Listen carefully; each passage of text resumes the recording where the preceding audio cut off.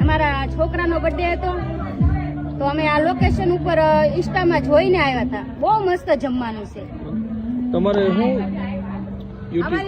અમારી ચેનલ છે કુળદેવી સ્ટુડિયો. એમાં અમે કોમેડી વિડીયો બનાવી છે. તો લાઈક કરજો, શેર કરજો અને સબસ્ક્રાઇબ કરજો. મજા આવે.